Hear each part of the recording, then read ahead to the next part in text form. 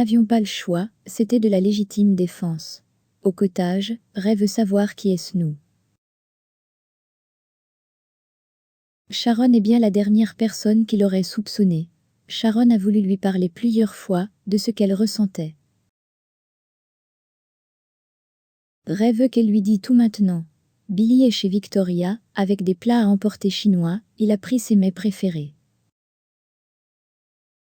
Avec ce qui arrive à sa mère, il s'est douté qu'elle ne penserait pas à manger. Victoria le remercie pour tout ce qu'il fait ces derniers temps pour elle. Elle est contente de voir qu'elle peut compter sur lui pour s'occuper des enfants, si elle n'était pas là. Billy est surpris qu'elle soit si soucieuse. Est-ce qu'elle sait quelque chose qu'il ignore? Nick et Phyllis se câlinent au lit après l'amour.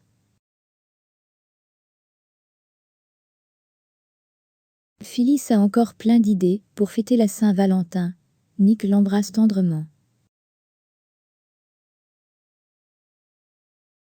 À l'Athletic Club, Abby reproche à Mia de ne pas accepter le fait qu'elle sera bientôt madame. Dans la piscine de la résidence Abbott, Lola est toujours inconsciente. Une main l'attrape et la sort de l'eau, c'est qu'il. Au poste de police, on prend les photos anthropométriques de Phyllis, Victoria et Sharon. Sharon se tourne pour qu'on photographie son profil et lance un regard désespéré à Ray.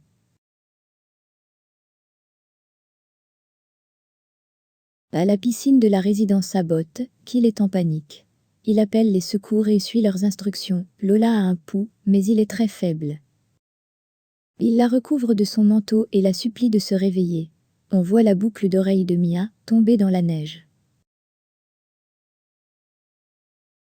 À l'appartement de Ray, Mia rentre, encore sous le choc.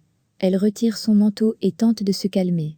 Elle remarque l'absence d'une de ses boucles d'oreilles et se met à paniquer. Dans la chambre de l'Athletic Club, Jack et Kerry finissent de célébrer leur soirée de Saint-Valentin avec un verre de vin au lit. Réserver cette chambre après être allé faire du patin à glace était une très bonne idée.